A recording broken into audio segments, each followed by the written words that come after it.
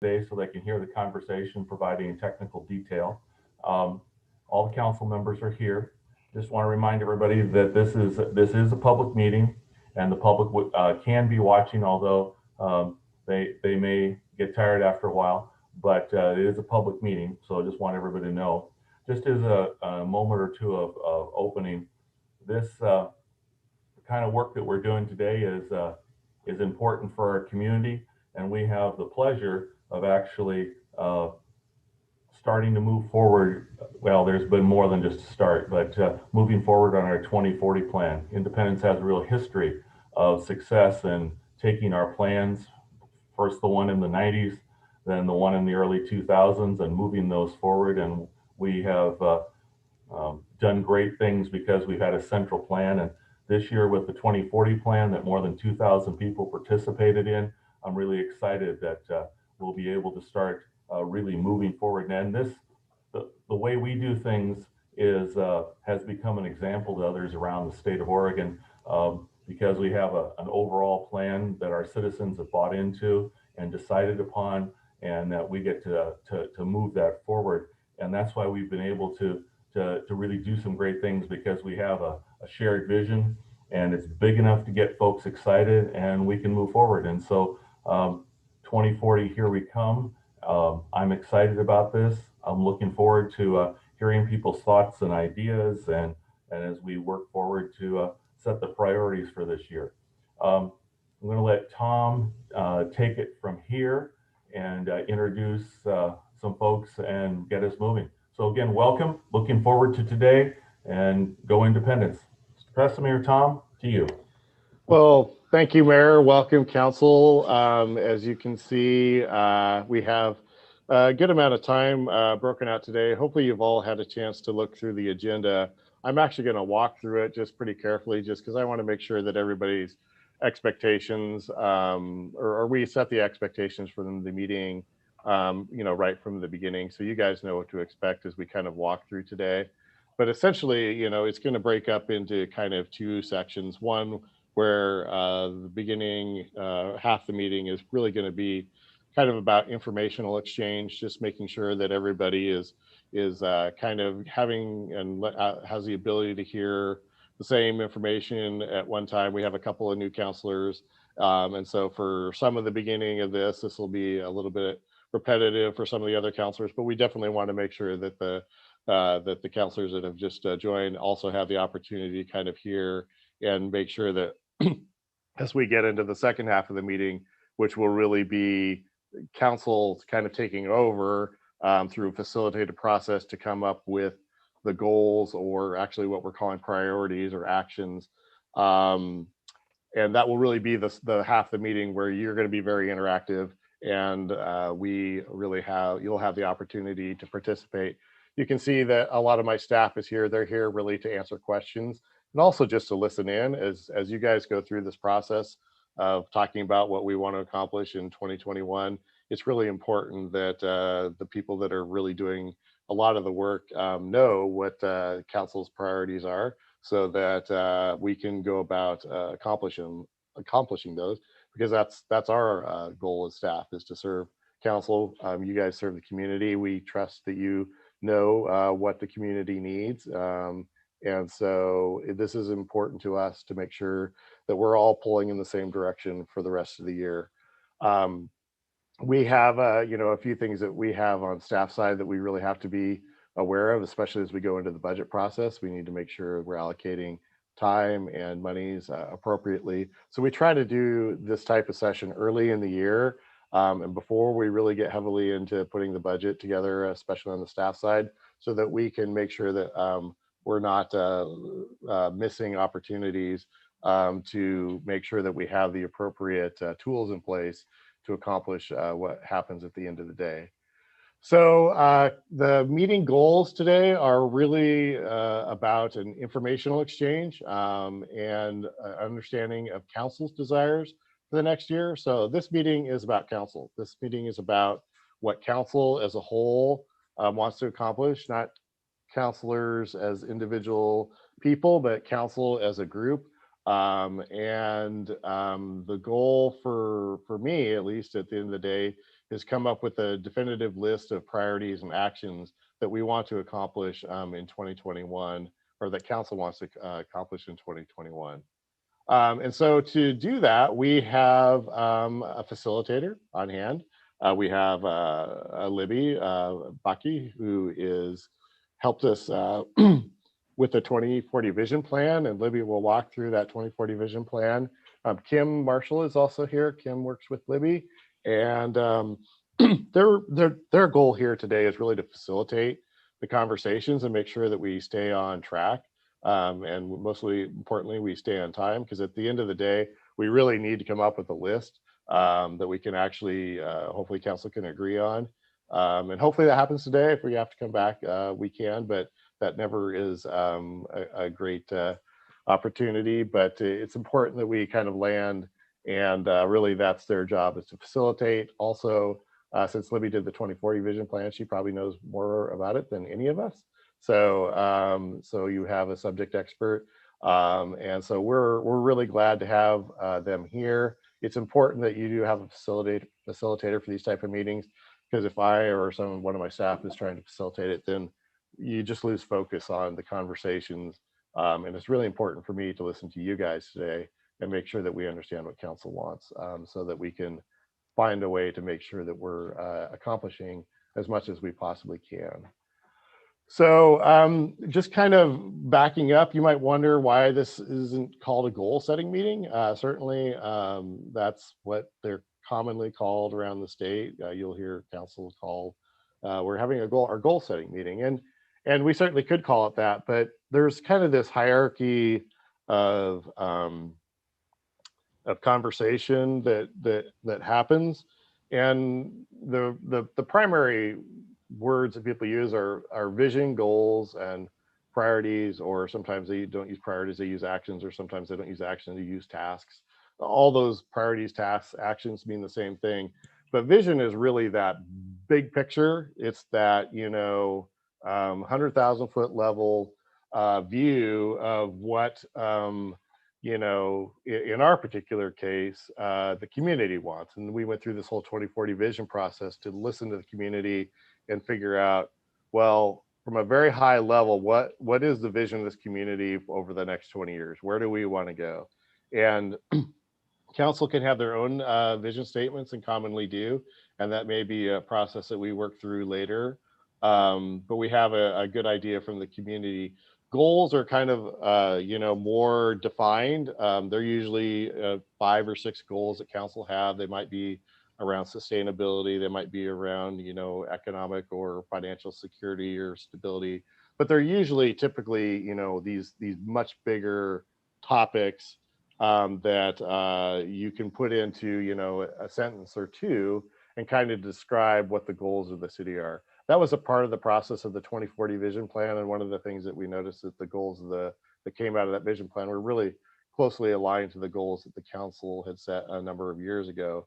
And that would be another opportunity we could go through down the road.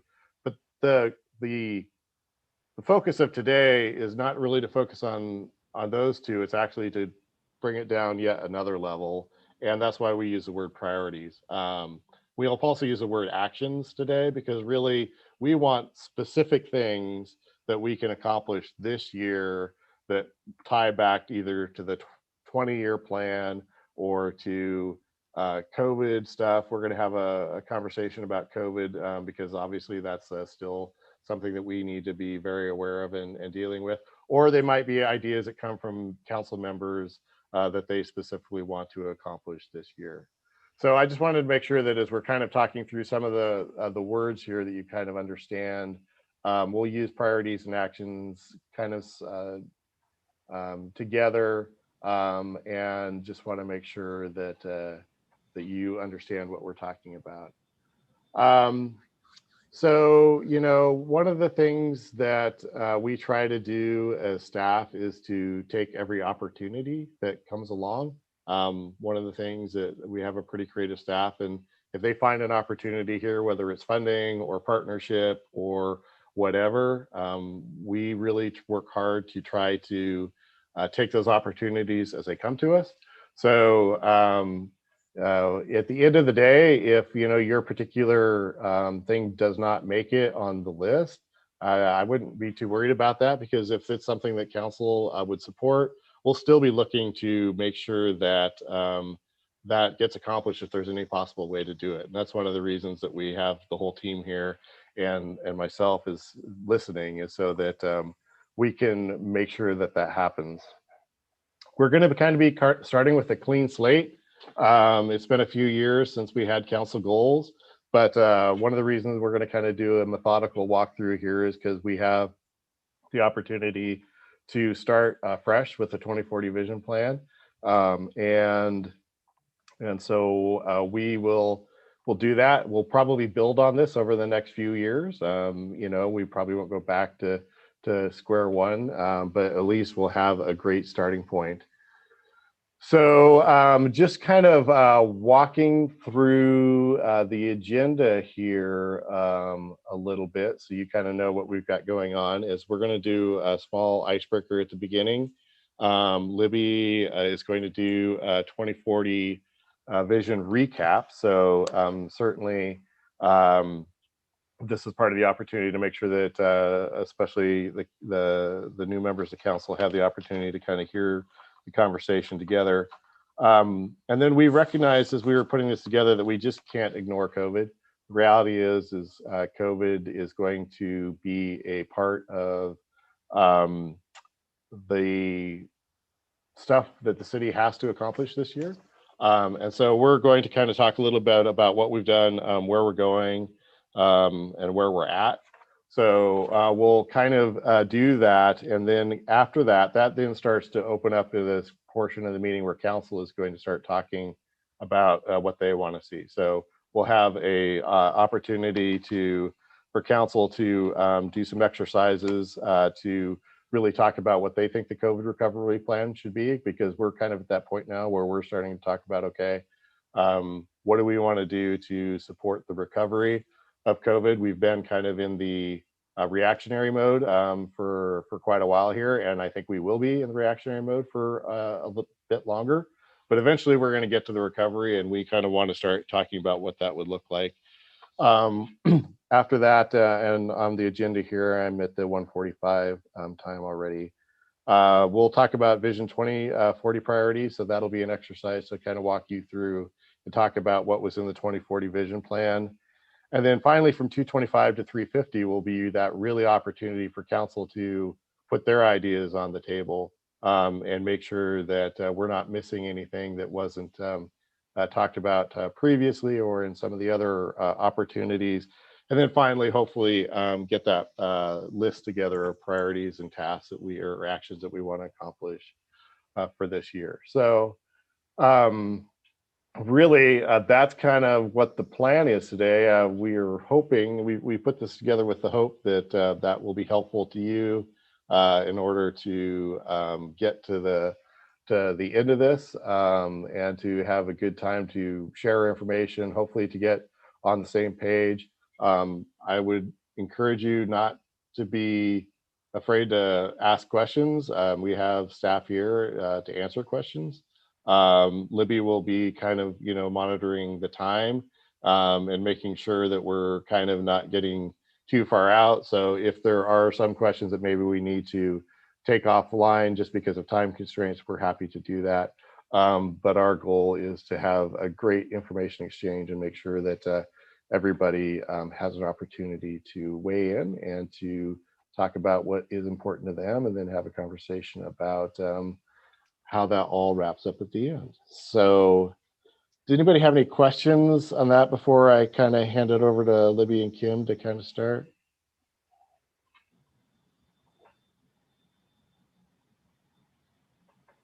All right, not seeing any. Libby, or do you want to kind of take the next section here? Yeah, thanks, Tom. I think that actually takes us right to the icebreaker. And Kim, I think Jason gave you some power, Yes. some Zoom power that you're going to take now.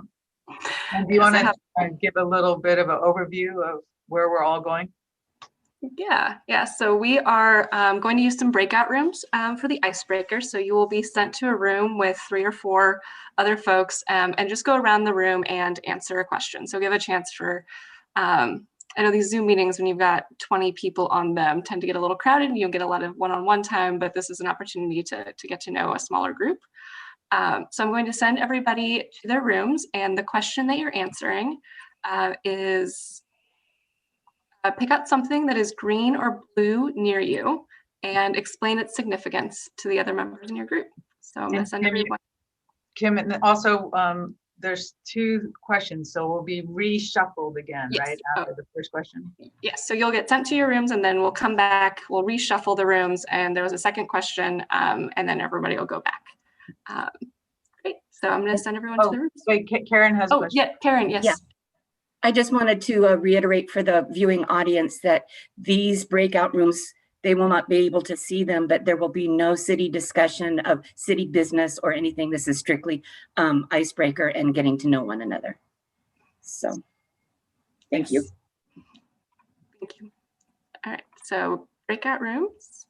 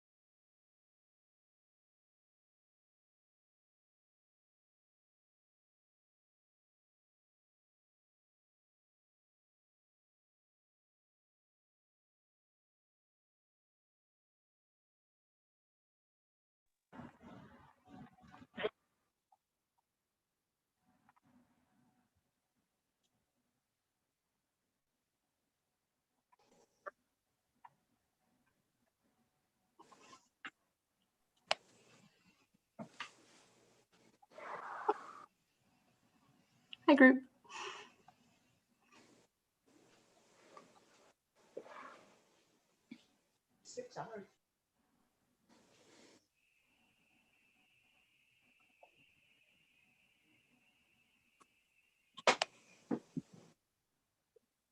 So Councillor Roden, I- as I was sitting here, I'm just thinking that you might not know everybody on the city's staff team. Do you know everyone here, or should we do a quick round of introductions? I don't know Amanda or Gloria, and I just Okay. can. We'll do some introductions real quick because I want to make sure you know who everybody is. So I Councillor apologize Joe, for that. and so. Councillor Joe might not know everyone as well. Yeah. So Libby, I was just asking because I recognize with a couple new counselors, we have some staff members who they might not know who they are. So it Yeah, might be good for us to go around and do that at some Yeah, point. that's a great So, idea. Yeah. So do you want your staff to introduce themselves? yeah, why don't we do that? So I'll just, if you don't mind, I'll just do this real quick and call everyone out. So Yeah. Carly, why don't you start? Because I'm just going to go around in order here so I don't miss anybody. So Yeah, I'm Carly Annable. I am the museum manager of the Heritage Museum. and then Gloria. Hi, I'm Gloria Butch. I'm the finance director. Amanda. I'm Amanda Christensen. I'm the HR manager. I think everybody knows Karen. I think everybody knows Chief, but go ahead and introduce yourself. Bob Mason, police chief. All right, and then Fred. Hi, Fred Evander, city planner. Great, Sean. Hello, Sean Irvine, Economic Development Director. And then Jason. And hi, everybody. I'm Jason Kistler, the IT manager. Great, and we have, there are a couple people that just couldn't make it today, but we'll cut. I think we have enough here to cover questions for them, and if we don't for some reason, we'll just write those down and make sure you get your answers after the meeting. So. Great. Well, that gave me just enough time to reorg the breakout rooms. So perfect. And so the second question is, after COVID-19, where is the first place that you're planning to travel? And we're going to open all of the rooms.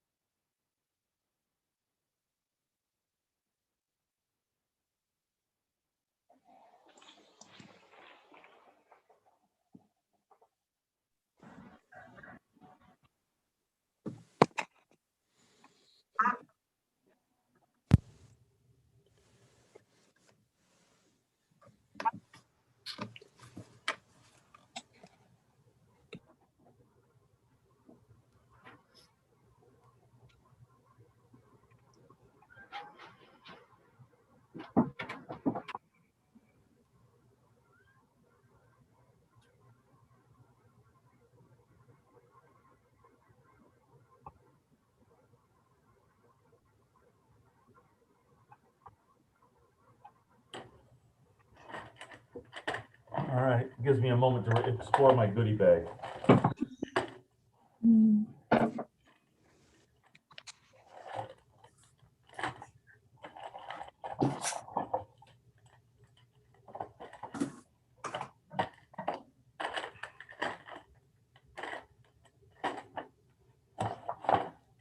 So I forgot to mention it at the beginning, but Karen's going to be delivering to counselors a lunch. So if you didn't see that in the email, you can expect at lunchtime that she could run around and drop something off for you. So Yeah, and I won't be waiting to hand it to you. So just be listening for my knock on your door. There's a table on the porch. All right, I think everybody is back from their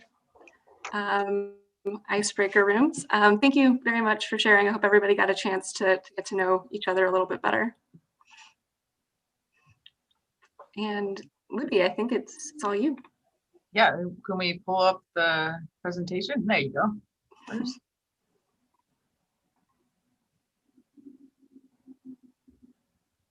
All right, as Tom said, I'm going to do a recap of Vision 2040 priorities, and staff is actually going to help me do this, because what we'd like to do is spend a little bit of time getting into some of the game changer projects and some of the focus area projects. So kind of a refresh for people who were involved with it before, and also for the new counselors as well. So the Vision 2040 process launched in March of 2019. And I thought, wow, 2019 sounds like a really long time ago to me right now. We had a priority workshop with City Council in March of 2020.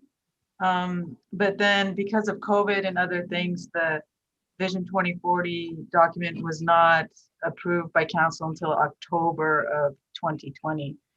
And you know, who participated in developing the Vision 2040? Predominantly, it was the Independence community. You know, as the mayor said, we had more than 2,000 community members participating in this event. We had a Vision 2040 steering committee, city council, staff, Barney and Worth. We felt honored again to be selected to work on this Vision 2040. I'd worked with in 2008 on the 2020 vision. And also on our team was Stephen Ames, who's a internationally famous visioning planner who's worked all over the world during community visioning. I think also I had heard somebody say in Oregon, this Vision 2020 was a big deal. A lot of communities started to do Vision 2020 plans, and somebody said to me a couple of weeks ago, they said, do you think when people were writing Vision 2020 plans, what happened in 2020 was expected? Like, it was a strange coincidence that Vision 2020 turned into the pandemic year. Next slide. So this vision plan is a 20-year community-wide vision action plan. And what that means, it's aspirational. It works to describe independence in the year 2040 and identifies projects to achieve that vision. And what that means is everything doesn't have to be done in 2021. A lot of the success that independence has had over the years have been focusing on a very important project for a decade or more in order to achieve it. The next slide. And as the mayor said, Independence is famous for their vision plans and implementing their plans. So it is an example to other communities in Oregon. And here you can see starting in 1996, 2008, 2020, these documents have been foundational to Independence success. Next slide. And Sean, I thought, I'm cold calling you on this, but I thought you could talk a little bit. These are just a few examples. I have 2 or 3 examples of past vision successes. You want to say a few things about these? Sure. Yeah. I mean, I think, a lot of the things that we take for granted in Independence today came about from these previous plans. So like the streetscape downtown with the wide sidewalks and the historic streetlights and the bump outs you see here, that was a project that was listed in the 1996 downtown development plan. The sort of the community identified as a priority and helped create, along with, the sort of the restoration of some of these historic buildings. Most of the buildings downtown didn't look the way they do today 20 years ago. And it was a community identified priority that, we still have these great bones, and it's an opportunity to bring these buildings back and create that nice character that we have. And that's one of those ones that's been sort of steadily whittled away at over the years. What else you got for me? Oh, next slide. Yeah, so as you show me the pictures, I'll just talk. I knew I could count on you to do that. So the amphitheater is another one. Honestly, that was sort of, I'd say, the first really kind of moonshot win that the city managed back in 2005 is when it was completed.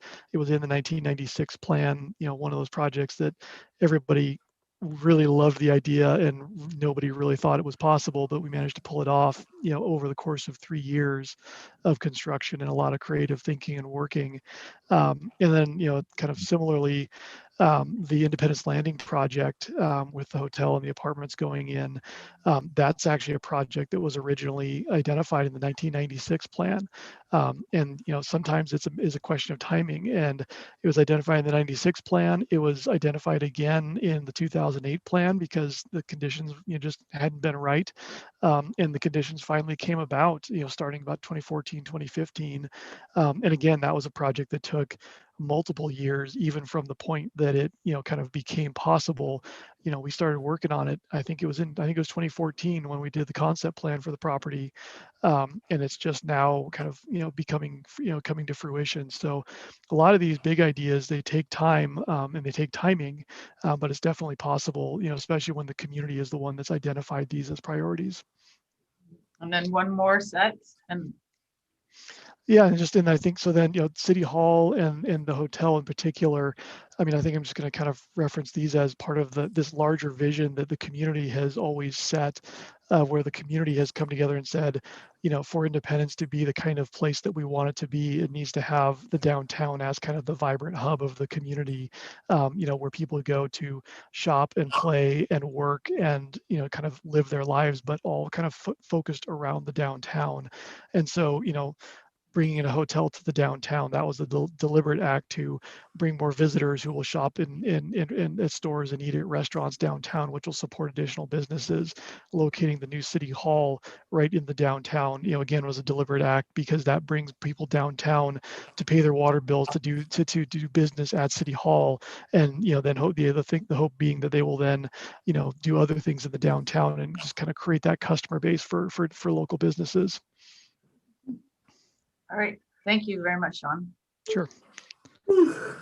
I wanted to, we said over 2,000 community members participated. We got over 600 community suggestions, and that all started, the project launched at Central High School, where the City Council has an annual meeting in the auditorium. We had a Vision 2040 steering committee, stakeholder work groups. And then we did some really fun things, like we had a ice cream social. We did 2 community surveys in English and in Spanish.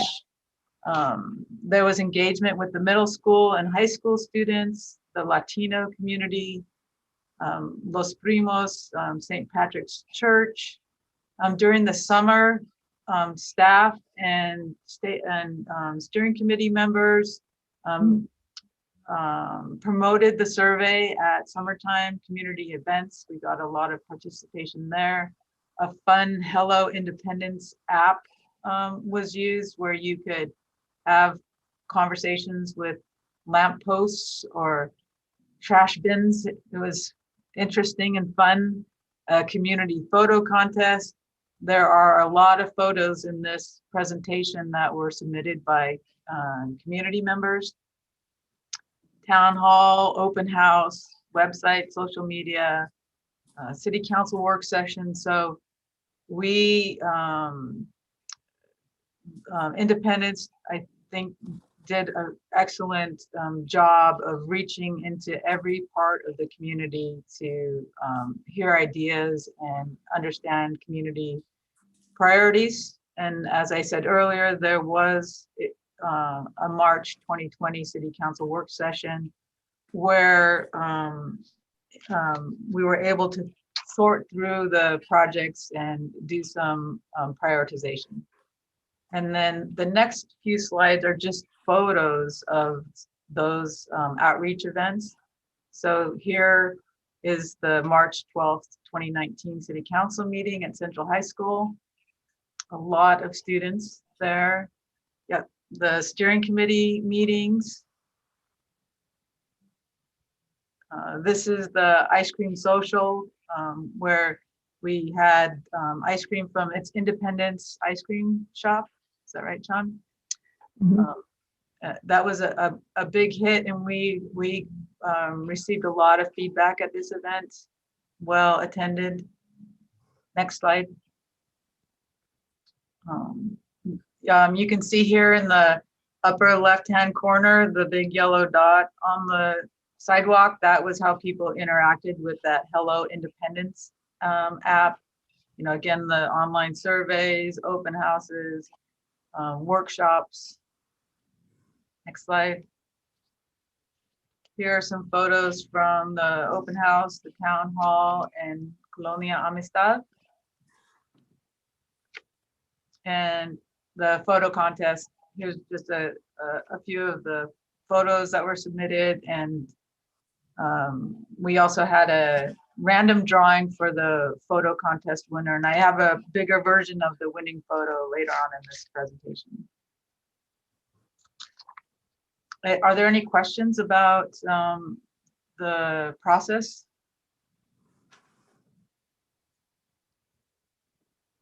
Nope. Okay, we will keep going. I do have a question. Sure.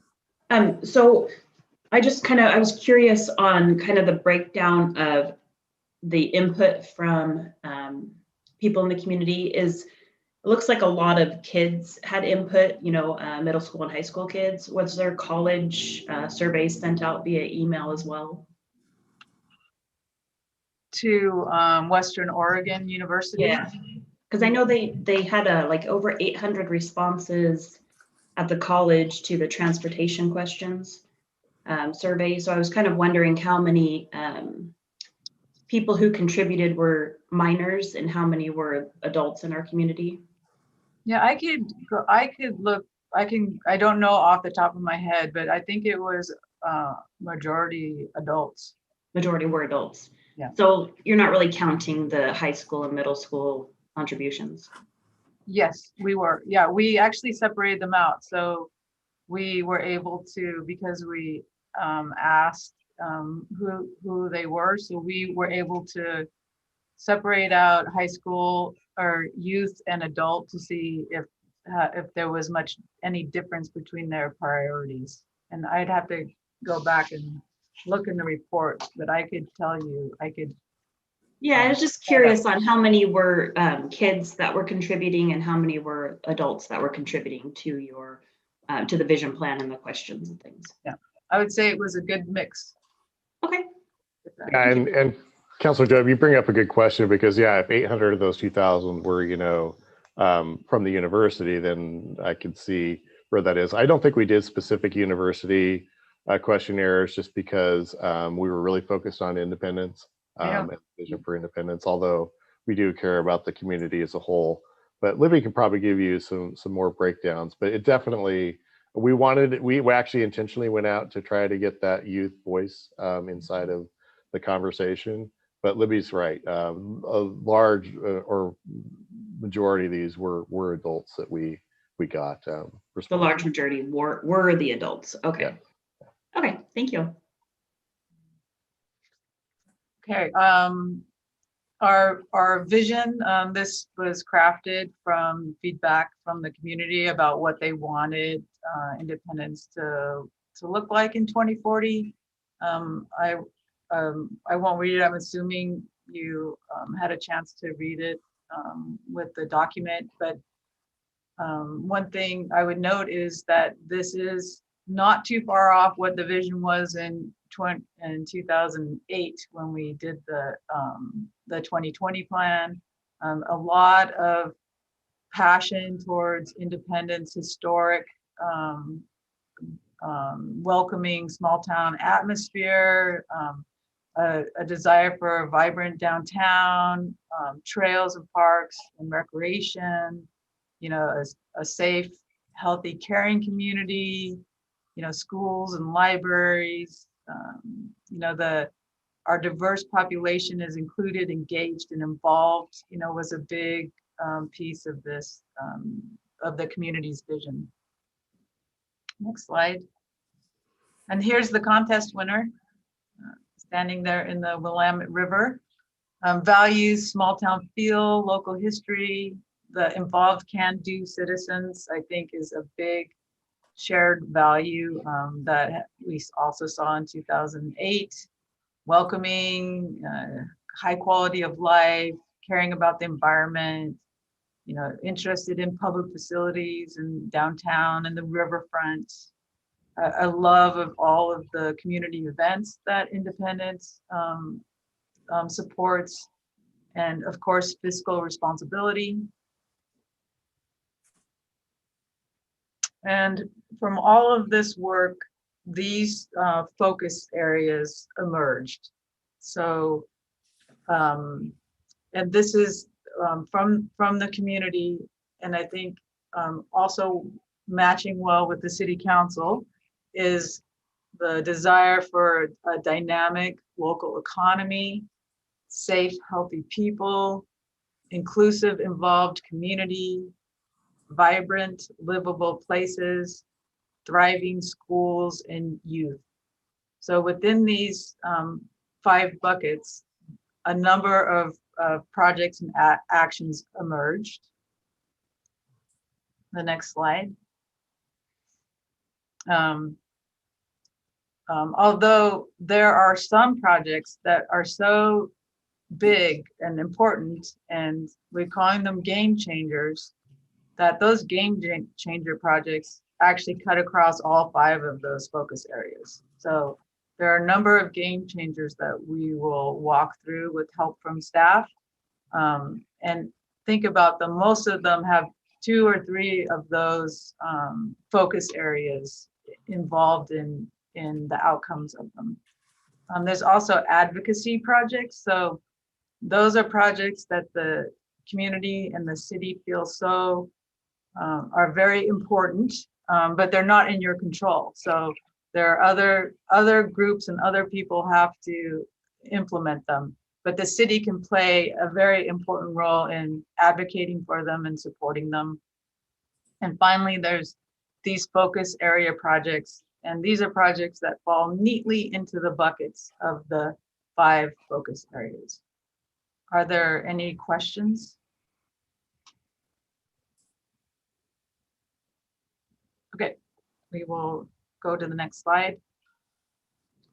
So here are the game changer projects. Let me see, we have 1, 2, 3, 4, 5 game changer projects. And I was going to call on staff to help describe these in a little more detail. So Southern Multimodal Transportation Access Strategy and Arterial. Is that you, Sean?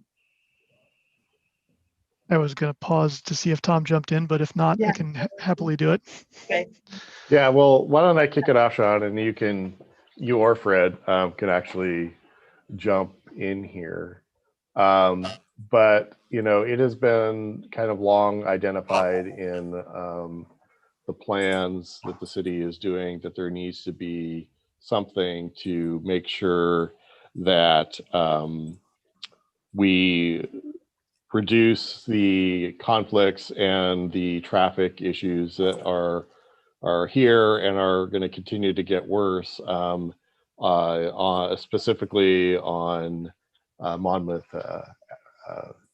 Street.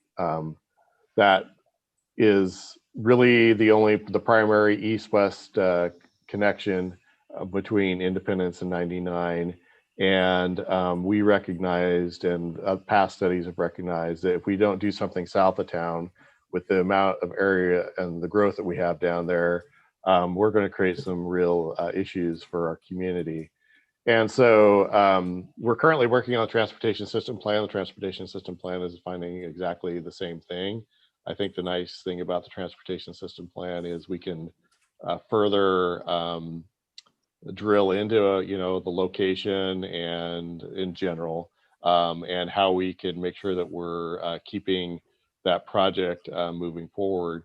But as we kind of went through the 2040 vision plan, we really saw how making sure that good access and making sure that this happens is really important to all the different buckets, like Libby said, because it does impact the livability of the community. It impacts what businesses can and can't do. If we create huge bottlenecks in our transportation system, that's going to impact our businesses and our industry. So it really just jumped out as we looked at it as being something that is absolutely needs to be solved, and that we need to continue to keep it in the forefront of our mind as we move projects forward. There's a lot of barriers and hurdles that we need to cross, but we also know that if we work hard on it, we believe that we can get there. It's also going to take some collaboration and coordination with Monmouth in particular, and probably Polk County as well. So it was a project that it says the city to lead, and I think that's right. It's our project. Part of it's our problem with the growth, but it's something that will make a difference to the community for the next 20 years. And so that's why I think it became one of the game changer projects. All right, thank you.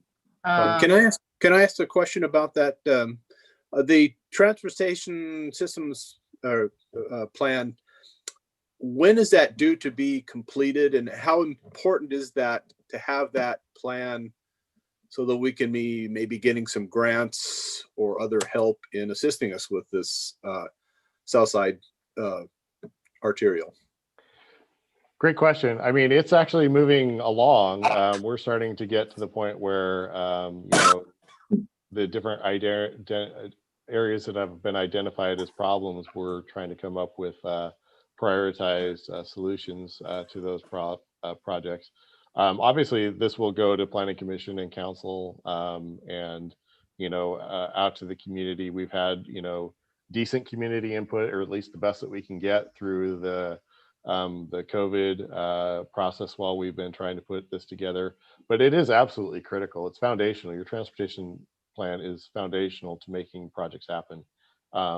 Primarily from the funding side, which you mentioned, because an adopted transportation system plan meets the state requirements for funding on many different levels.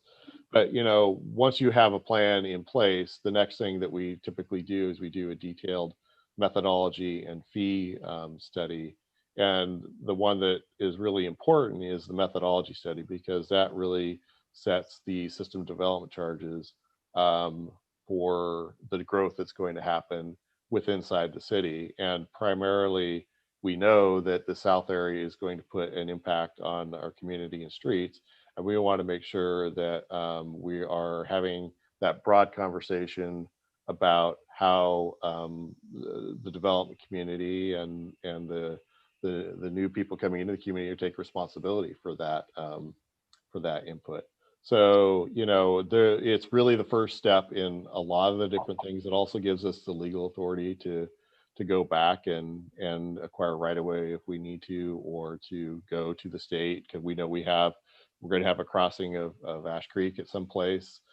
We need that foundational document in order to go and make sure that we work with the Corps and DSL National Marine Fisheries and everything else. And they all look to that document as being something that communities had input into, that they've adopted, that they understand, and that is kind of that foundational piece to moving forward and working with all of our partners to make it happen, including the railroad. We also have the rail issue and a rail crossing that we have to work with through this process as well.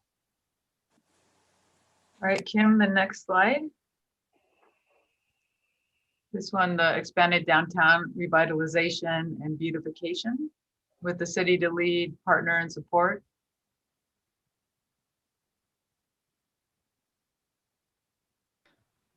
I can jump in on that, I guess. There's been a lot of work done in the downtown over the last 20 years, and this is essentially saying keep doing it. The Main Street streetscape that I talked about earlier, the hope would be to run that up C Street, run it down 2nd Street, kind of continue to expand it throughout right now we think of downtown as primarily kind of a couple blocks of Main Street, but as time goes, we want that to expand, both westward and southward. And that's what this is proposing. Continuing to enhance, the lighting and crossings, and just kind of make sure that people are feeling safe, to be a pedestrian in the downtown, especially these kind of more expanded areas. And then just kind of continuing the placemaking side of the downtown expansion and revitalization, using art and murals and historic informational plaques and interpretation and things like that to just kind of continue to make it an interesting place that people want to go and discover something new and pause and enjoy, and just generally kind of tell their friends about. Thank you. Next slide, Kim. This is the downtown parking management plan, city to lead and partner. Yeah, on this one, I think fairly obvious. There's every town thinks they have a parking problem in their downtown. We, I think, are definitely beginning to approach that reality, and so it's important in a number of different ways to get a handle on that and figure out how to essentially to allow people to park efficiently in the downtown, because that will be obviously a big support for our businesses. Yeah. Okay, next slide. This one, the Independence Housing Strategy. In this game changer, we put together several different types of housing needs that we heard from the community. And Tom, I think you could cover this one. Yeah, so housing for your community is a hot topic everywhere. And we really wanted to make sure that we listened to the community because we knew it would come up. And what we found is it broke down into 3 areas. And rather than just saying, oh, we want a community housing plan, we wanted to make sure that we didn't lose that conversation of the focus areas that we heard from the community. And so, you see the bullet points there, and those really kind of point out what we heard. And so really this is almost like 3 different projects inside of one strategy. And we wanted to make sure that that was clear and we didn't lose that over time, because if we just did one and not focus on all 3, then we've missed what the community wanted. So it breaks down into housing for the city's growing workforce and families. Clearly, we have a tradition of having workforce housing in this city, and we want to make sure that we continue to provide opportunities so that we don't end up with a situation where we have housing that is outside of the ability for people who are in the workforce to afford and be in the community. Housing for seniors, 55 plus, independent living and continuing care. Again, that breaks up into 3 projects almost in and of itself. Each one of those commas is a different, you're going to have to use different strategies or implementation tools in order to accomplish them. So we recognize that when we're talking about housing for seniors, that can be many different types of housing. whether it's an individual house that a senior can still afford to be in and be completely independent, whether it's something that's more of a managed independent living facility, or whether it's more of a continuing care type of facility. And so again, that's broken up into separate components. And then housing that is affordable for lower income families through a variety of programs. That's not really a catch-all. That's really kind of identifying the need for the community to make sure that we don't leave people who otherwise might get left behind in other communities have affordable options, whether that's assisted or whether that is just because of good planning to make sure that we continue to keep that in mind as we develop and put those into our programs. So this is going to be an ongoing. This will definitely take the entire 20 years to meet all those, because you have to make sure not only you set it up, but you also maintain it. And so this is definitely a strategy that we will not only have to do ourselves, but we'll also have to work with many partners on. Let me offer a comment here also. While the picture shows the development of riverfront and through downtown, our big growth area, of course, is in the southern part, with significant numbers of new homes going in even in the last few months, and additional subdivisions proposed.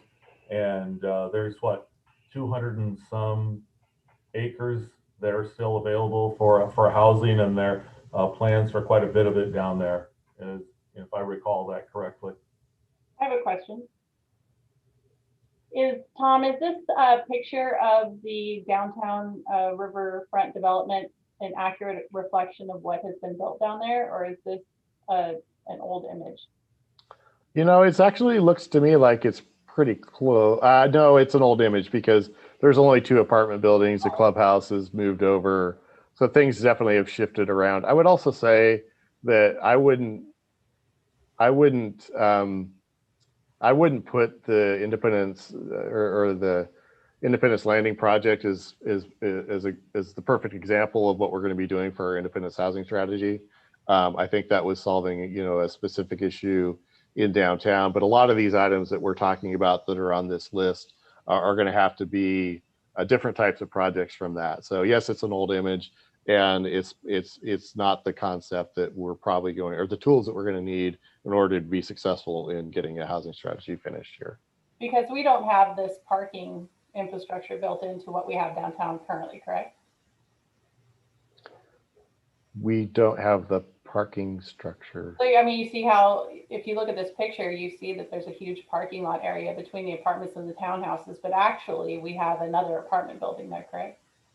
Yeah, like I say, things have been configured. Parking, as we identified as a project that we're going to need to work on, and this is going to provide activity in the downtown area, but it's probably also going to provide some parking issues. And so you'll be seeing something from staff very shortly to address some of that. We want to be proactive on that, but we're going to have a long-term parking strategy for all of downtown for just nice if we could get a parking strategy before we build all these houses in the future, so that we can actually identify it. Because right now we've created almost a crisis in downtown with parking. Well, so I think just real quick. I mean, this is Fred. There is parking between the apartment building and the townhouses. It's definitely configured different than that, but there's definitely parking there. And also there are garages on the apartments as well. So, I mean, the apartments do include parking. Will it be sufficient? And it's a relatively similar amount. The southern apartment building there is flipped the other way because they had some soil issues in that area that they were sort of showing it, but the parking sort of wraps around the side. So anyways, Don, let me just cut you off there, Fred, because we need to keep moving forward. But Don, I think what I would suggest is, keep this in the back of your mind, because you guys are going to have the opportunity to talk about what those priority projects are and actions. So if this is one for you, make sure it's on your list. And when we get to that council exercise to really put those forward, we can talk about it. And we'll be happy to send out to you guys a more current image of how that all the project works together. Yeah, I just think it's important that we don't have these images that aren't accurate of what we're doing downtown, because I know it's a huge issue to many people who talk to me about the development down there, the crowding and the parking issue. So I would say I will take response. This was an old image from last year, so I'll take responsibility for this. It was just meant to be a graphic, but we will replace it on this slide deck with something more aligned with what the housing strategy is about. The next slide, Kim. This one, recreation for all. Again, we heard so much from the community about recreation that some of the most heard of action items are wrapped up into this recreation for all. This one say to lead and partner and support. So a lot of people involved with this, and I'm not sure who from staff should cover this one. Is it you, Sean?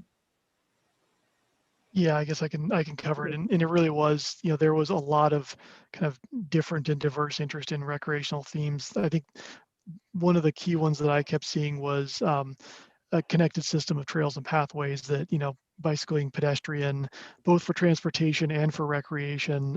And then you see the lighting, for different times of day, different times of year. And then accessibility was also a very big theme, not just in terms of trails, but in terms of playgrounds and being able to access all of the recreational opportunities we have.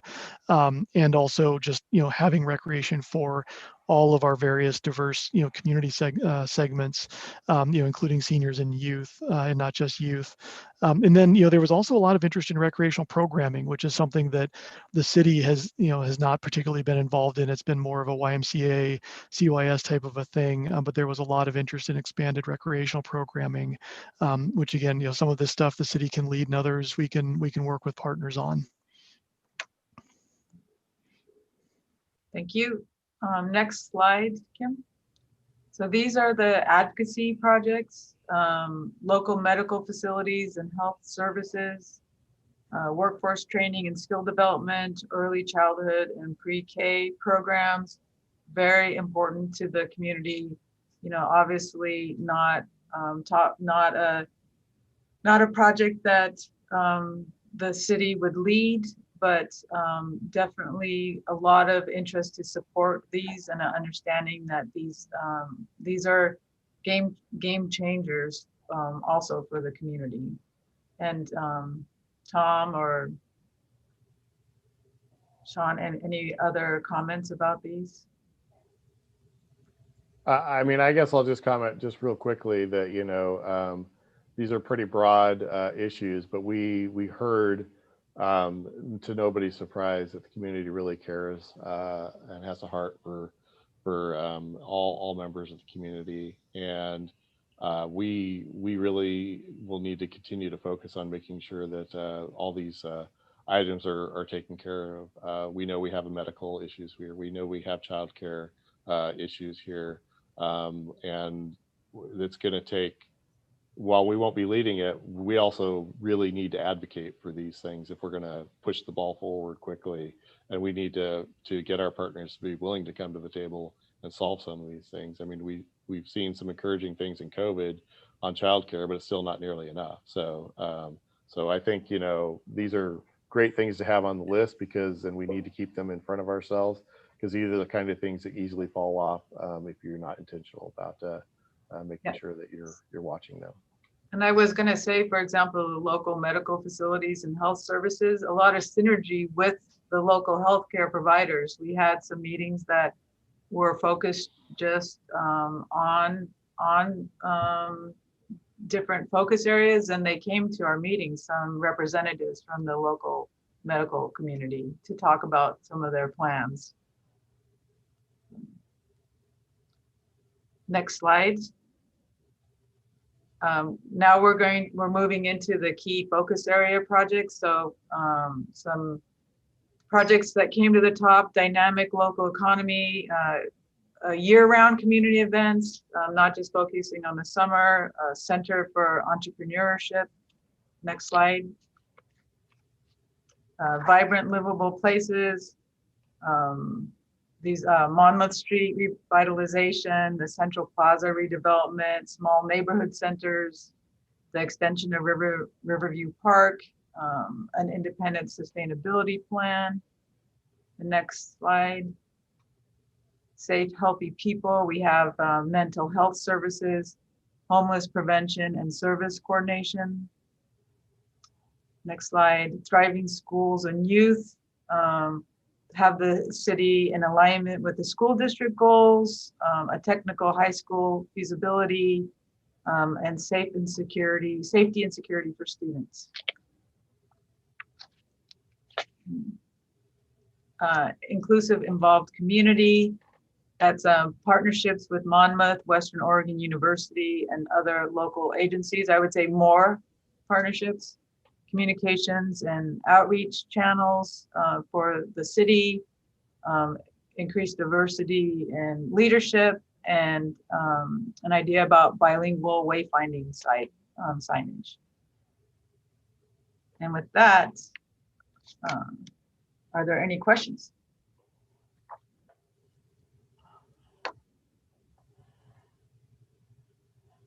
No? I think then it is actually time for us to take a break. So Kim, we're going to take a 10-minute break that would have us back here at 11:25. Yes, Libby, 11:25. All right. And when we come back, we are, Tom and staff are going to talk about the COVID-19 recovery plan. So I think we can turn our cameras off and mute, and we will be back at 11:25.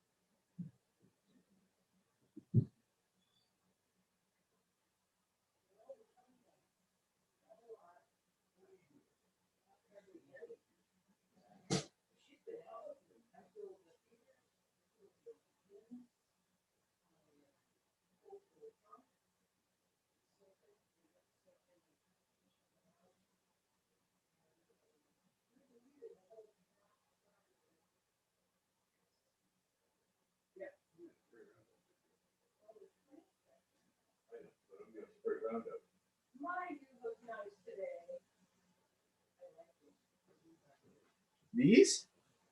These are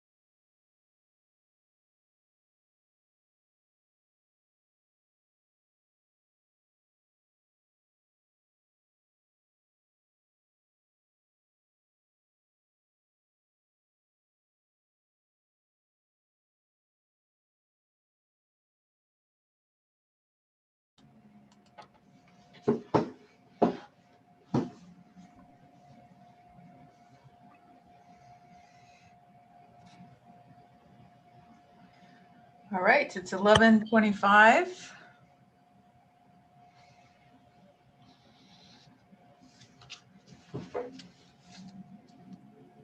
Maybe in case you're wondering, I've been putting little sticky notes on the recovery action plan stuff. Oh, that's great. Those are my little pink notes. I have the attention span of a gnat, so I have to keep myself occupied. No, that's excellent. I'm glad that you figured out the tool and everything already. That's awesome. Can help me teach everybody else. Attention span of a gnat. I'll sit here and play with it. Yeah. Actually, I like it a lot. Very cool tool. It's a lot of fun. We'll be. It's got some voting capabilities in it too that we'll be using. Awesome. Oh, Kathy, I think you're muted.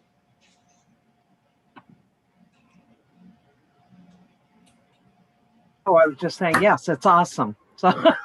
Oh, that's great. You too. What tool?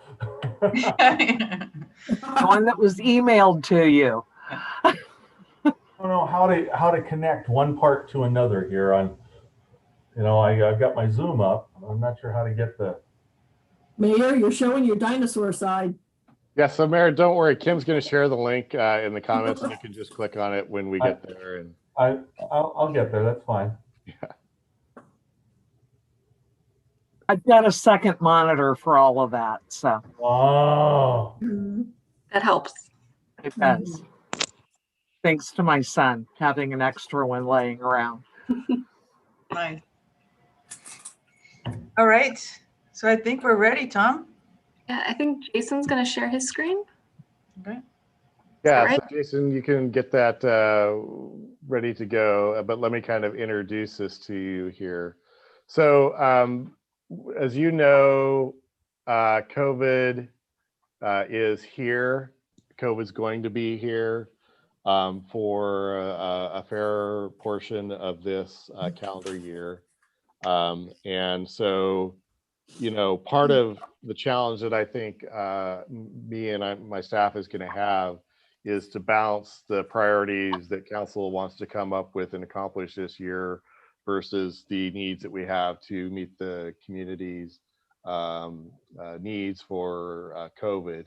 One of the things we want to start talking about is the COVID recovery. We're feeling as staff that we're getting close enough to actually start really focusing on what the next stage of this is, and that's going to be, after we're out of this, crisis emergency. How do we recover? How do we, meet the needs of the community from the business level, from the resident level, just at every different level. And so we kind of want to open up that conversation because we recognize if we just leave it at the 2040 vision plan, we're going to be missing a large part of what actually needs to happen this year. And so the goal here is to kind of open up a conversation for council to talk about what they think we should be doing in order to move the city forward and kind of accelerate out of the situation that we've been in, because that's kind of where we're starting to focus our attention as staff, but we definitely want council's input onto that. So we're kind of coming to that point in the meeting where we're going to still do a presentation, but we're going to soon be turning this over to council to kind of talk about what they want to do. So we'll be doing a shift here in a little bit, but we also wanted to make sure that we kind of introduce that. So rather than just saying, okay, what should we do for council recovery? We also wanted to kind of remind council of what we've done, talk a little bit about what we're currently doing, and then what we are kind of planning on doing, so then that you can kind of add to that conversation. And so we did a video not too long ago, and I think it's still relevant, and it really kind of gets to the heart of what we've done. And so we're going to kind of play that, and we might take some opportunities to pause along the way because it's pretty, even though it's like 18 minutes, it's pretty dense.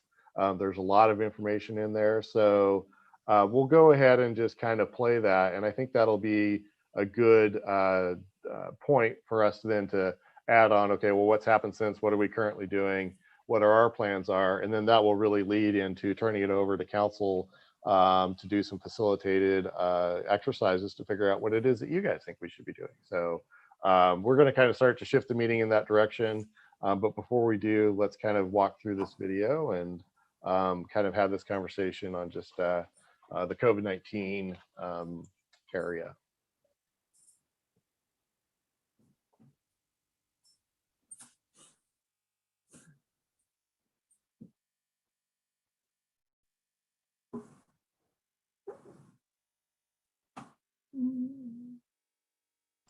I don't think the sound is working. Yeah.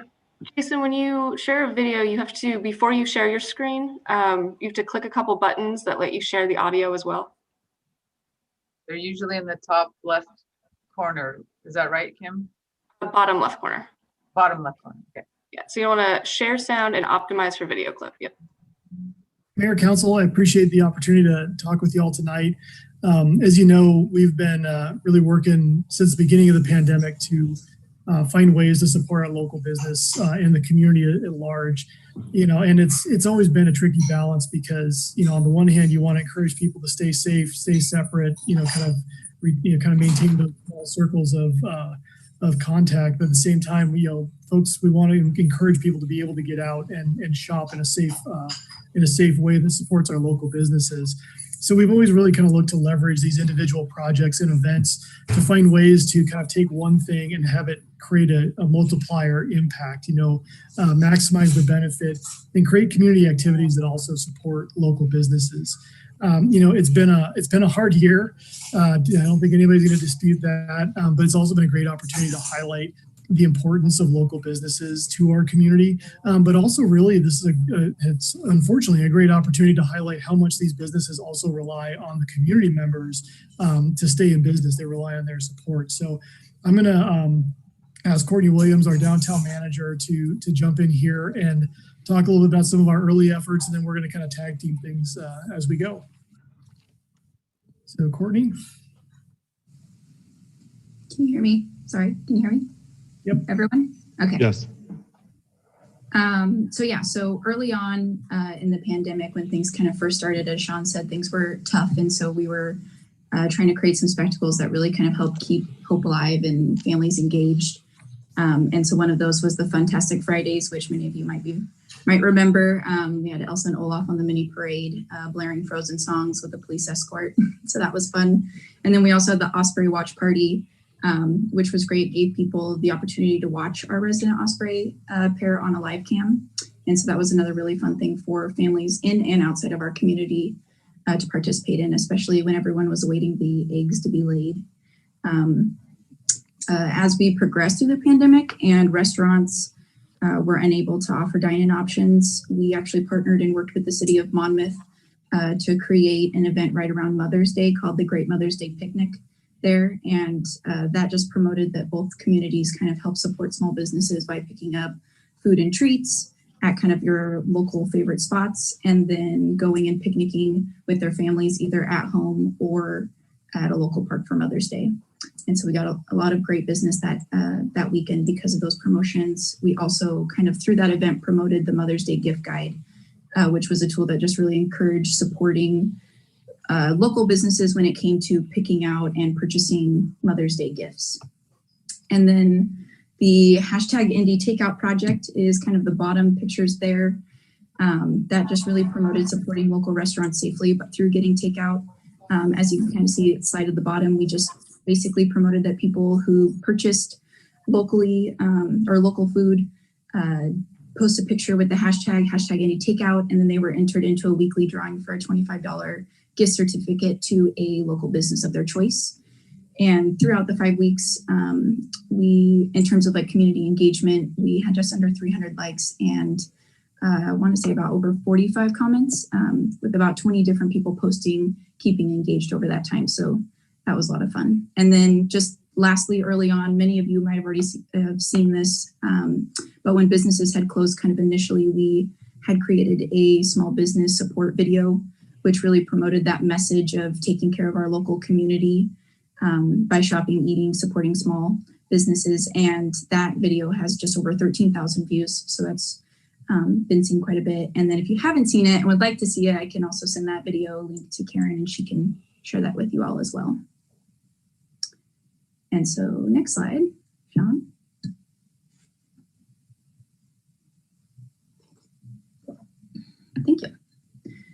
So kind of moving into summer, we help businesses by creating some open air public seating there on the plaza. We added some lighting and some new picnic tables to just create more outdoor seating for downtown restaurants, which was especially helpful for those who didn't have access to a patio or outdoor dining. And so this saw a lot of use this summer.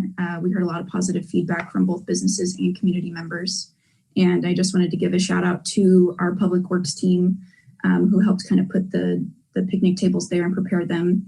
And then a thank you to Aaron Weimer as well for hanging those lights and taking them down for us. It's truly all a team effort. And then kind of on the other side of the slide, you see our drive-in. Since we weren't really able to have our usual fun for concerts and movies in the park that we normally do, we kind of had to recreate the annual summer series this year into an 11-week movie series, which was a lot of fun. And we called that the Independence Drive-In. And so each night we hosted about 90 to 150 vehicles on Thursday evenings. And that went from June 18th to August 27th. So essentially the whole summer.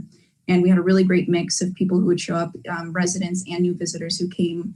A lot of the new visitors had never actually even been to Independence before. So that was really awesome to see.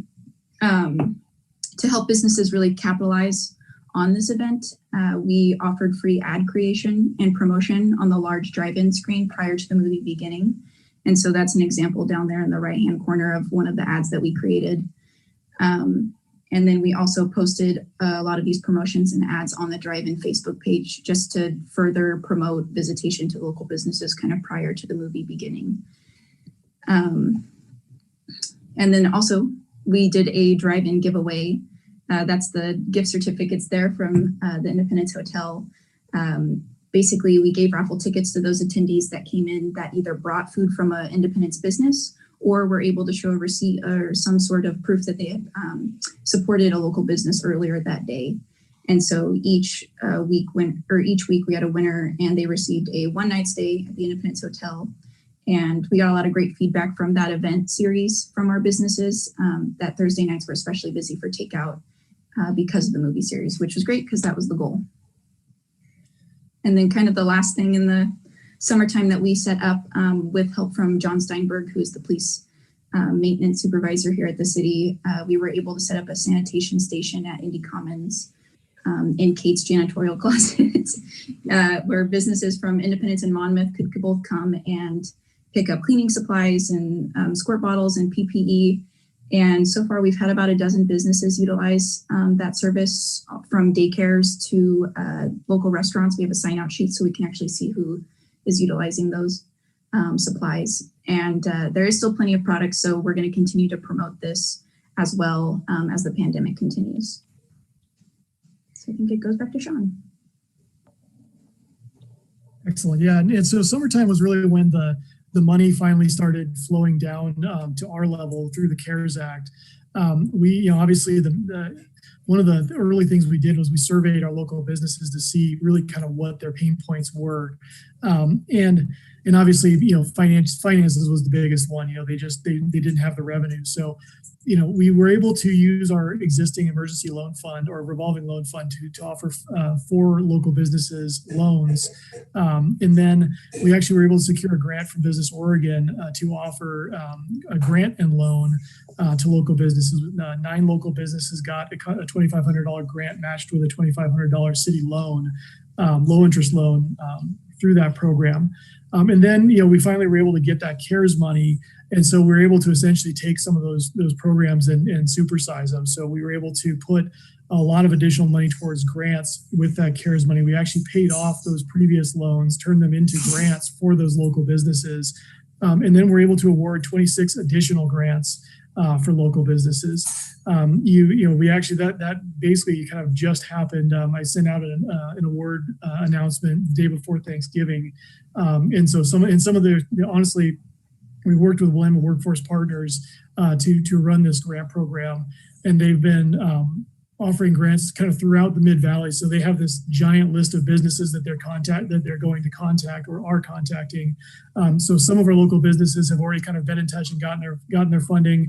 Others are still waiting to hear from them, but we're hoping maybe by the end of this week, early next week, all of our businesses will have at least kind of gotten the initial acceptance document documents from Land Workforce Partners to get that money flowing. So that's a total of 39 businesses with a total of about $150,000 awarded locally. And I would note also that, really this is overwhelmingly like sole proprietor businesses, maybe 2 or 3 employees, would be kind of the majority of the businesses that we supported using this program. The other benefit is we've really kind of established a good communication system with our local businesses throughout the community. And it's enabled us to spread the word about other opportunities like the Round 4 Business Oregon funding. So 30 local businesses have also been able to take advantage of that program, and they're going to be getting that funding coming down shortly as well. That's probably going to be about another $125,000 just for independence businesses through that program. So really kind of trying to get the word out and get folks kind of tied into those financial programs, because that is obviously the most important thing.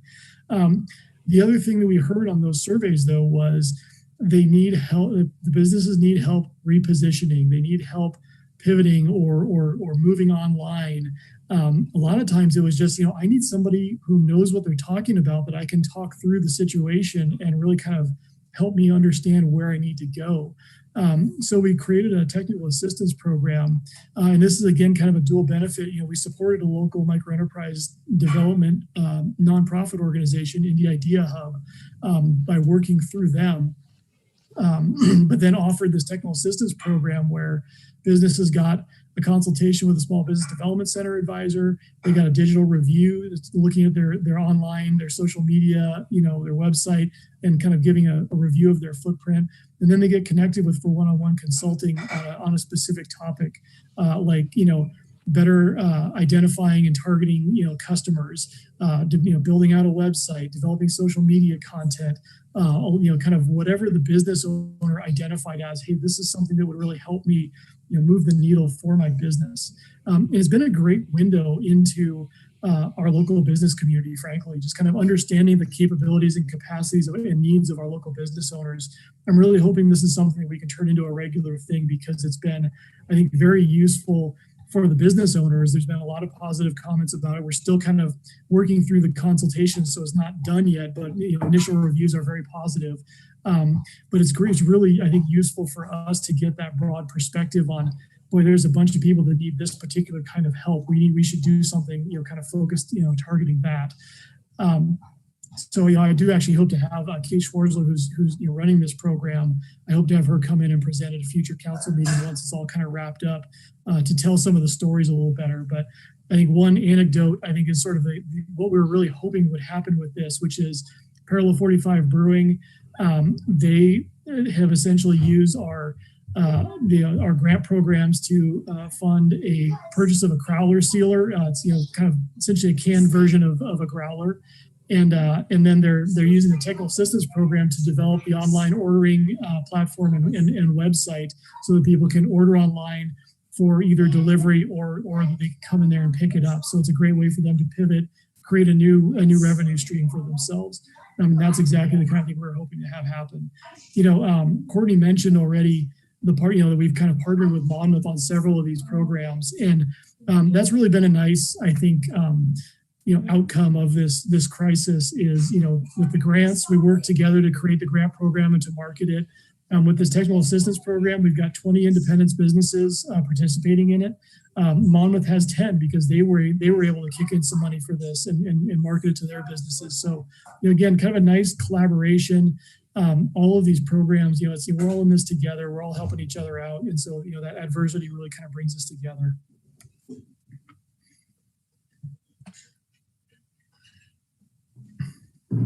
Okay, back to me. So kind of moving into more of our recent business promotions there. In fall, we did our pumpkin picking at the park there on I want to say it was Saturday, the 26th in October.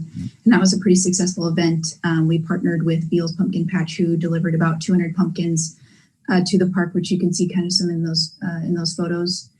And throughout the 2-hour event, we had just about 350 people visit to get a pumpkin. And as each family left, we gave them $5 in Indie Bucks, which is a promotion that we kind of created specifically for that event, which is in kind of the corner there. And so those could be spent at any of the 7 participating businesses, which were found on the back there.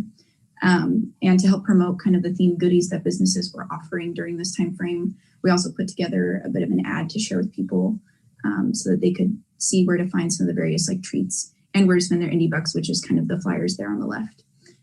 Just under, out of all the indie bucks we gave out that day, we had just about under 75% returned and redeemed in downtown. So that was a great return there. Another promotion that we're currently doing is the Munchies food delivery program.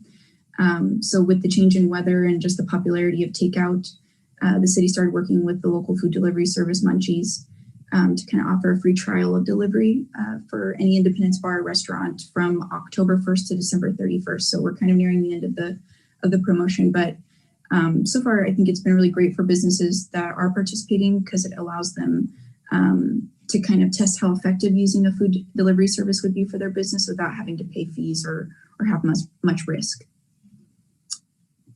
And then to promote shopping small this holiday season, we created these Shop Small and Win Scratchits that are at the right-hand corner. So these actually started on Small Business Saturday, November 28th, and they're continuing until December 27th. But participating businesses are handing one of these scratchets out to every customer who make a purchase, and each scratchet is a winner. So everyone is a winner. It's $5, $10, or $25 on all of the scratchets. And so they can be redeemed at any of the 7 participating businesses for products inside their stores. So far, we've heard just really positive feedback about this promotion. I think community members have loved receiving them. And then we've been seeing a lot of additional visitation at businesses with the redemptions as well. And then Glow. Glow is something that's going on in downtown right now. It's our kind of small holiday light display that's currently brightening up Riverview Park. We have a couple large lit items and a LED lit Christmas tree, and then our letters to Santa mailbox is also down on the plaza, which has been installed. Thank you, Public Works. The lighting will stay up until January 9th. And so with this, we kind of just wanted to give the community something festive and safe to do with their families, since many of our normal kind of winter activities have had to be canceled. But it's also been a really great draw to bring people to downtown businesses after hours. And when talking with a lot of the downtown business owners, many have seen an uptick in nighttime visitation and foot traffic with the addition of the lights and the Santa mailbox. So we'll continue to see that throughout the season. You can really see what we're trying to do, which is not just, we're not trying to do one thing. We're trying, everything we do is how does this help get people into the businesses, get people shopping, patronizing the businesses, with the indie bucks, with the scratchets. I guarantee when those are redeemed, they didn't just spend $5. They don't just spend the minimum win amount. So it's a way to get people, supporting those local businesses better. And frankly, it stretches our CARES dollars, that much farther to create that much better of an impact. And really, these were just city projects. We've also been working a lot with partners to do even more. Courtney is always working really closely with IDA, Downtown Association, helping them develop their holiday gift guide, their restaurant resource guide, who's open, who's, what their hours are. The Gnome on the Roam program in the Hopkins Heritage Festival. She's also been really the driving force behind the Polk County Tourism Alliance and their continued work on the Great Oaks Food Trail, which really highlights, kind of these business food sales, but also locally sourced food-based businesses, food-based products, which is a great, kind of tie-in for some of our food ecosystem. Jason, can you go ahead and pause? We've been working with, like I mentioned, in the Idea Hub.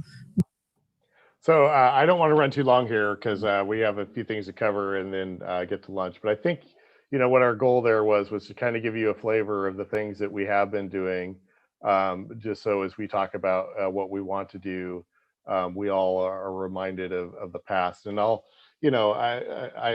try not to talk too much about individual staff members, but I have to honestly point out Sean Irvine and Courtney Williams, and in particular Courtney, throughout this COVID, everything fun you see there and all of these programs that were put together, whether it be scratches or indie bucks or whatever, Courtney put all that together. And she has been a superstar, not only in assisting our businesses, but also in keeping some fun and some happiness in people's life when things have been pretty down. So that was done a little while ago. Currently, as you probably know, the CARES money for us has run out, and we are still uncertain as to whether there are going to be any more federal monies coming to the local level. There are definitely some indications that there are, and when we get those, we will put together programs and make sure that those are put together as effectively as they possibly can be, given the constraints that we have. But in the meantime, we've really shifted to trying to support businesses through this Love Local campaign. Our goal is to try to get people through to the point where we can hit the recovery and things can be more opened up. We have limited tools that we can do, but getting people to spend money in our local businesses is critical to us. So we've kicked off this Love Local campaign specifically for restaurants. We'll be doing something different for retail and others here coming up soon. But that's another scratch at promotion, but where there's also the marketing piece of that. We sent out 10,000 pieces of mail to people largely in the Salem area to come support our businesses during this, and we've seen great success in that. And this last weekend, I came down and spent a night in the hotel and walked around businesses. And some of the businesses, I mean, were so appreciative of all the efforts that the city has done. I had one who actually had that technical assistance person in their business working on getting their web page up. And they were so excited to see me because this has been something that they wanted to do. This is something that actually makes a difference to them. They didn't cry, but they almost did. And, for me, that just says, okay, we're doing the right things. It's been hard.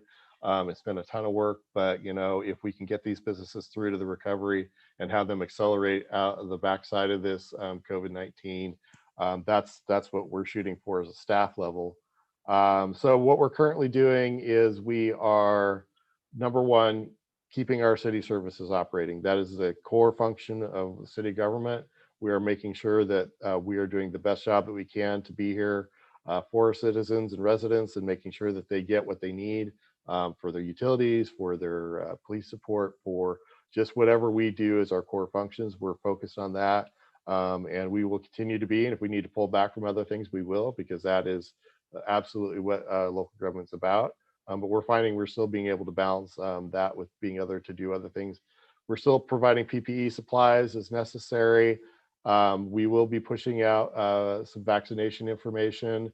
I just got a toolkit from the state yesterday that allows us to make sure that people, especially those who are elderly, get the information that they need and have a support system, because some of them are not very well connected, and there are some things that they're going to need to do in order to get their appointments and things set up. So we have our eye on that. We have a broadband project that we're going to finish up with MyNet. And then one of the things that we're going to talk about when we get to the interactive piece with council is planning for summer. We need to start planning for summer. We need to start talking about events and what we're going to do, because we need to make preparations for that now in order to do those things down the road. And I'll be very honest with you, I have no idea what the rules are going to be at that point in time. So flexibility is going to be the number one item that I think staff is going to be looking at, is to say, okay, well, we want to plan for things, but we also need to be prepared to work with inside of what we're allowed to do when we get there. So just kind of previewing what's coming up, and Sean, you can add here if I miss anything, is marketing, promotion, technical assistance. We're going to continue to do that. We're looking at doing something broader to get the whole community involved, especially when we hit that recovery piece. We're not sure when that is, but we have found that the technical assistance has been something that not only has been extremely impactful, but is something that every other community is starting to ask us how we pulled it off and trying to replicate that. So I think that is something that we need to continue. And we're talking about focusing that on financial fundamentals. We found that one of the missing pieces for our businesses is they might not have the organizational system that they need and all of the documents in place, but they also don't understand a lot of times where they're making their money, where are their profit centers, where are the items that they actually make money, and what are the items they actually lose money on, and do they know that, and do they know how to maximize their ability to stay in business, not only coming out of COVID, but into the long-term future. Utility assistance programs will continue to be that, will continue to be a source of information. And really, those are the things that we're kind of focused on. And I'm telling you all this because we're trying to give you the information that we have, so then you can work into that interactive piece and tell us what it is that you want. And that's where we're going to start switching this meeting over now, is to being interactive. Some of you have already figured out how to interact with the tools, and you probably have it all filled out. And others of you are going to get the tools here in a minute. And we'll definitely start moving this into council kind of taking the steering wheel here and getting into the fun part, which is coming up to getting these council priorities and activities down on paper so we can start working on them and accomplish as much as we can. So Kim, I was thinking you could not just show people how to use the tools, but maybe you could walk through the 4 boards and just explain where we're going, because it seems like if people are working on them, it might help if they know what those boards are for.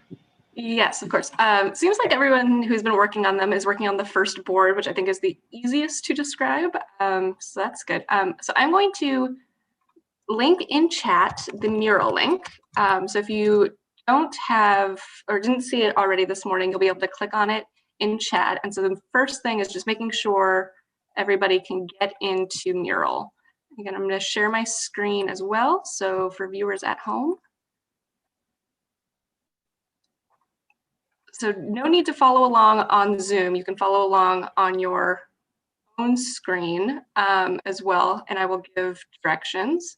But first, is anyone having issues logging in? Mine says it cannot be displayed. Is that, am I doing something wrong?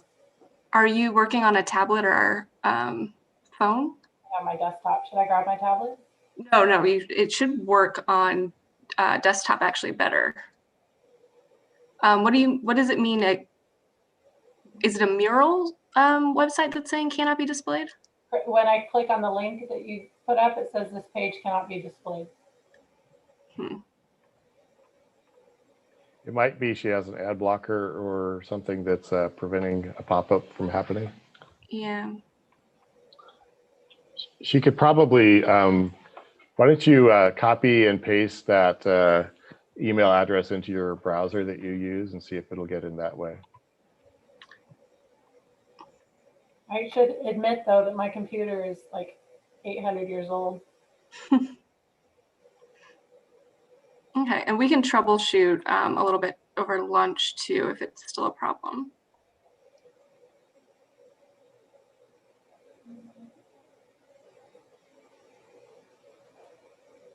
And then if you're still having an issue, maybe follow along on the shared screen, and we'll troubleshoot over lunch. So Mural is a great tool. It lets us do things like whiteboarding exercises and dot voting, even in this virtual environment, and be collaborative without having to necessarily speak everything out loud while people are taking notes on the board, so you can participate yourselves. So real quick, we have these kind of 5 boards listed out that we're going to be going through today. If you want to zoom in on each one of them as I'm going along, on the right-hand side, you'll see a little icon that looks like a checklist. If you hover over it, it says Outline. On the right, to the right of the Share button, and you click on the outline, and it'll take you to each board. So the first board is this COVID-19 Recovery Plan Actions. And this is where you and several of you have already started doing it. You'll be placing your thoughts on what actions the city can take to help with the COVID-19 recovery. And we use those 5 focus area categories from the Vision 2040 plan to categorize. On the second board, we have game changers and advocacy projects, and we'll be doing a dot voting exercise for prioritizing starting on these projects in 2021. On board 3, very similar, key focus area projects that we went through earlier, and we'll be doing a dot voting exercise here as well. Board 4, this is going to be our parking lot. So we'll be voting on each of the ideas from the COVID-19 board, the game changer board, and the key focus area boards, and all of the top voted ideas are going to land here, as well as an area for any projects that you have that aren't currently listed in one of those 3 areas. And from that parking lot, depending on what's there, we may have another dot voting exercise. We'll move into this giant, very blank board, and this will be populated with the projects. And from here, we will start creating action items and then prioritizing those action items for the end product for our session today. So does anyone have questions about kind of how we're going to be moving through these boards this afternoon? So let me double check. Does everybody have access except for Councilor Roden to Mural? Have they been able to at least pull it up? I think I have it now. See, Mayor, you're muted. Here I am. Okay, now I'm trying to make sure I'm getting from your screen to the correct screen. Let's see if I can. Okay, I'm clicking on the outline. Okay, there. Let's try there. I'm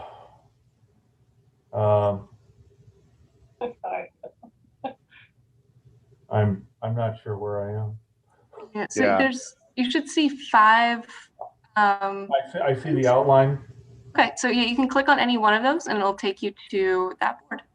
Okay. Okay. And I don't know. All right. I'm clicking. Am I in the right place now?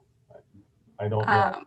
I don't know what's her screen and what's my screen. Yeah. So yeah, that's always a problem here. So he's probably, we'll work on that over the break. How's that? Okay, not a problem.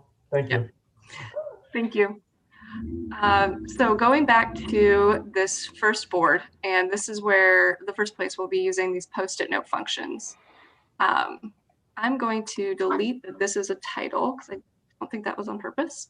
There's 2 options for creating a Post-it note. One, you can just double click where you would like to put the Post-it and then just start typing. And there you have it, you've got a Post-it.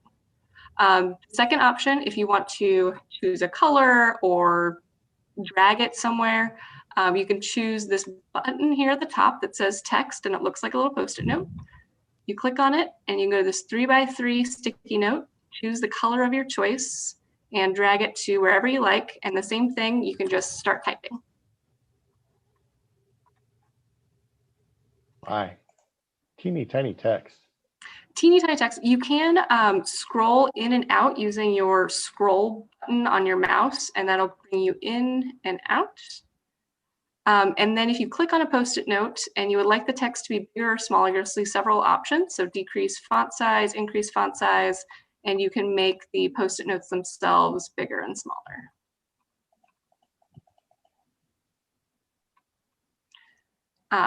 Getting around the board, so you can use the outline to get around, or you can click and drag, and that will let you get to different places.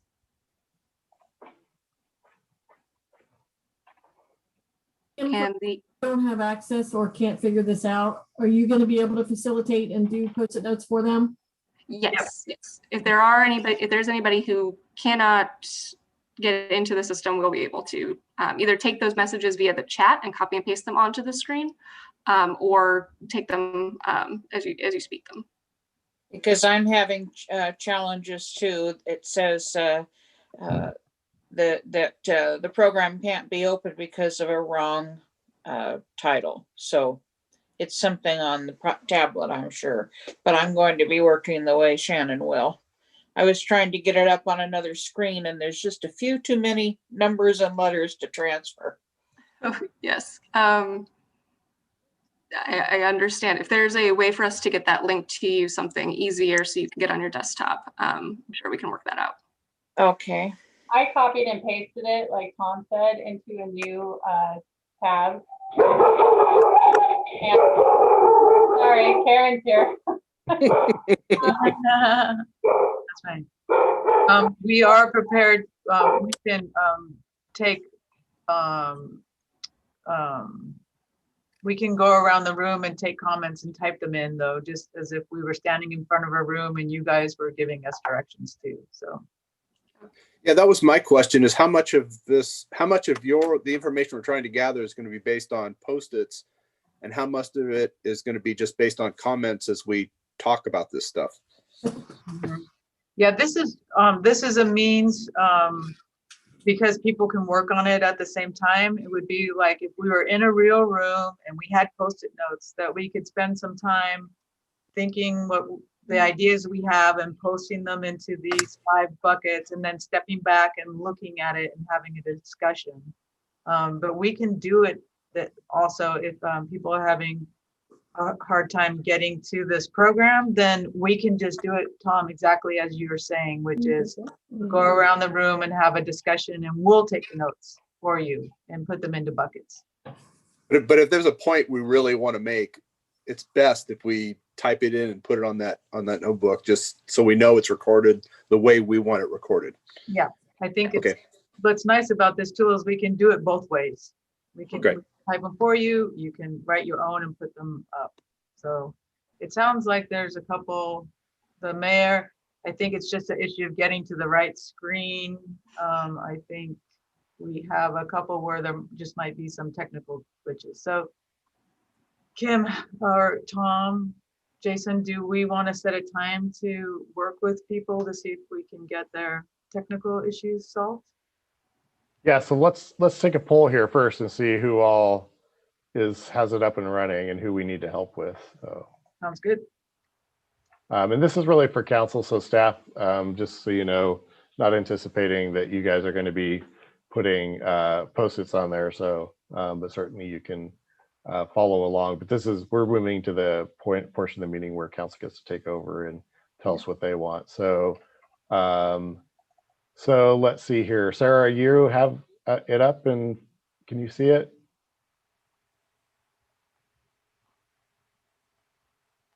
Councilor Joe? Yes. Sorry, I had to get back to that screen and unmute. Yep, I'm good.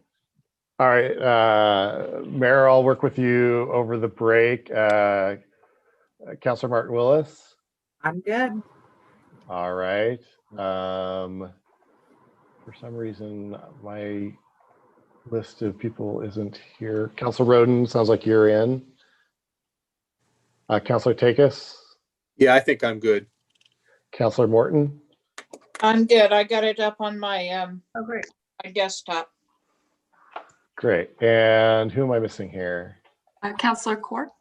Councilor Court. Oh yeah, she's good. I knew that. So, all right. So, okay, good. So I think we can just work out the final few bugs and hopefully move forward. So. Yep.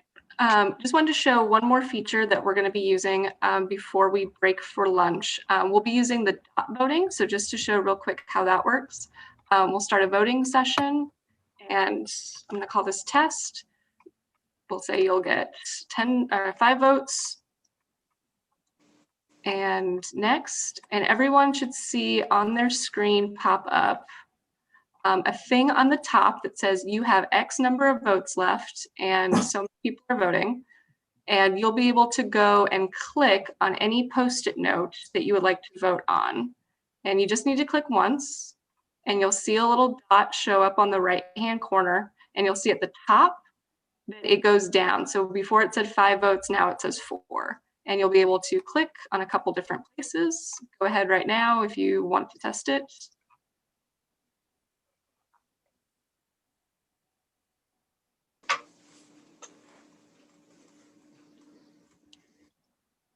And that is how we will do the dot voting for these exercises. So should we say back at 1 o'clock, or should we do 1:10? We're 10 minutes ahead. Or I'm 10 good minutes at, behind. I'm good for 1 o'clock. Okay, Let's do 1 o'clock. 1 o'clock.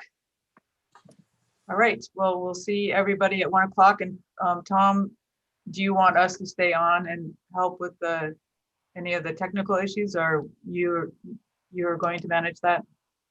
Well, I think we're down to just one, so Okay. I'll deal with that. Okay. And then Jason, I think we're actually going to stop the recording and the YouTube, so you'll probably all have to log back on at 1 o'clock to get back to the meeting. But since it's just going to be dead space, we're going to go ahead and shut this down, and you can just use the same link you used this morning to get back into this at 1 o'clock. Thank you, everybody. Bye. See you at 1.